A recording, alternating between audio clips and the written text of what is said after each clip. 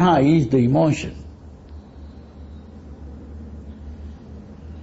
So it is that emotion that does the personalizing, and the personalizing results in the personality. And once the personality has come into being, I have come into being. So I come into existence, not because of birth.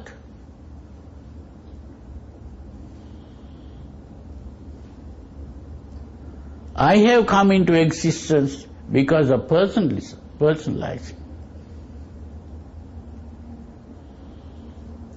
This is the important thing to understand. Normally we think, I came into existence because I was born. I was not born. The body was born.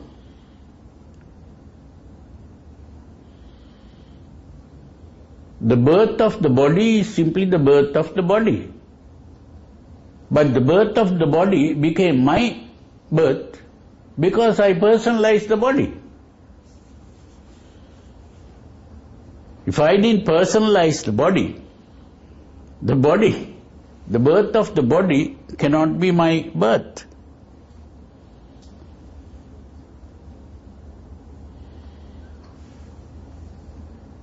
And if I didn't personalize the body growing old is not my growing old.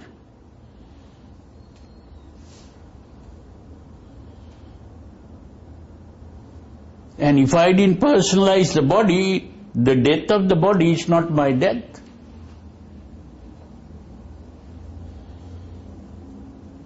You see, whatever is happening to the body, I say this is happening to me.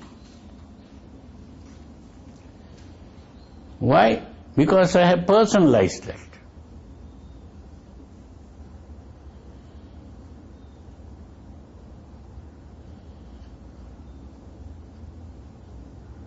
So it is this personalizing process which is called upadana, usually translated as clinging or grasping. This is not just ordinary clinging or grasping, this is personalizing. And through this process of personalizing, the personality comes into being, or I come into being.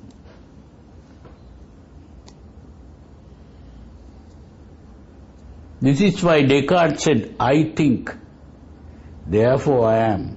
Naturally, when you think, I think, if you say, I think, then, of course, the next is I am. So, I think is the personalizing of the thinking process. When you say, I think, and therefore I am is the personality coming into being.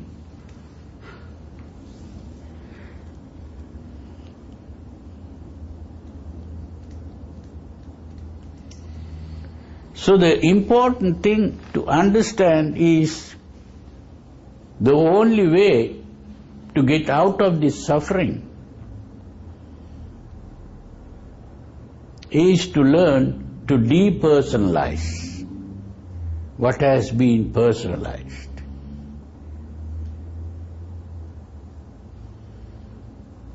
But as I said earlier, it cannot be done by simply rational thinking, because the emotion is involved in this. It is necessary to get rid of the emotion before we can even understand this properly. So the emotion must be understood. What is an emotion? The emotion is not something that is built inside. This is a mistake that Sigmund Freud made. He thought that emotion is something built inside. You can't do anything about it other than find some kind of expression for this emotion. We have to satisfy the emotion some way or other. So he also realized that we cannot always satisfy these emotions or gratify the emotion. So the only thing that can be done is to sublimate the emotion. That is, to convert the emotion to something else which is acceptable. Now, if I am angry, the anger is an emotion, and I want to kill a person because I am angry. So, but then that's not a good thing. So we have to sublimate that, to express that in a good way.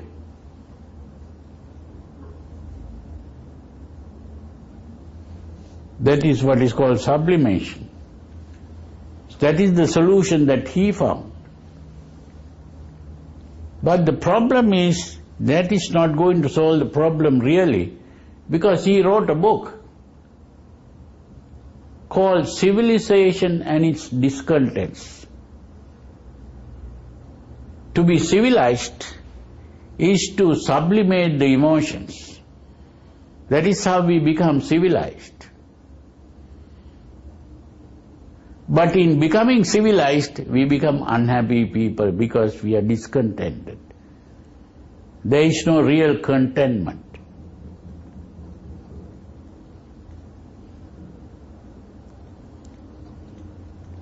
But Buddha solved this problem in a different way.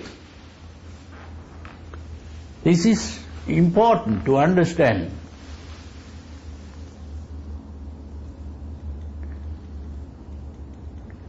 What the Buddha pointed out was, this emotion is not something built inside, seeking satisfaction or gratification.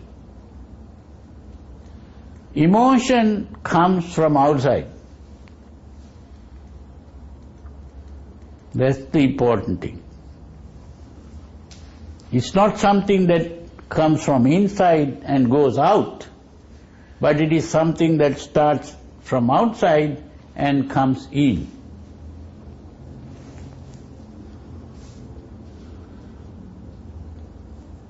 So, when Freud used the word instinct, which means is the emotion built inside, the Buddha used the word asava. Asava is also very badly translated today. Very often you find it translated as canker. What is a canker?